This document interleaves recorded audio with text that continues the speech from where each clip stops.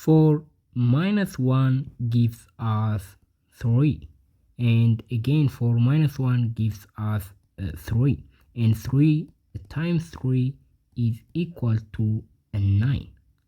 But this answer is wrong because of simple mathematical rule. So we are going to solve this real quick according to the order of operation. We get this answer wrong not because we did the calculations wrong or incorrectly, but because we didn't follow the right order of operation when we are solving this problem. So what does it mean? Well, according to the order of operation, PEMDAS,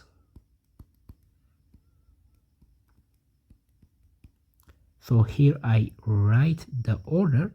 So every letter represents something in this order. P stands for parentheses, E stands for exponent, M and D stand for multiplication and division, and A and S stand for addition and subtraction. So the rule states that parentheses is the first thing to solve, and only then, only after we solve the parentheses, we are allowed to move to exponent. And after we solve all the exponent, notice we have to solve all the exponent before the other arithmetic, right? We have to solve parentheses even before exponent, so that is the idea. So that is what we are going to do, and after we solve all the exponent, we have to move to multiplication or division. Multiplication and the division have similar priority, meaning they are on the same priority. We have to solve them third, and finally we have to solve addition and subtraction. So that being said, let's back into our problem, and here is our problem.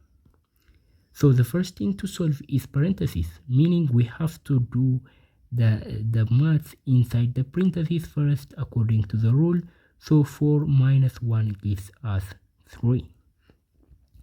But after parentheses, what do we have is multiplication, right?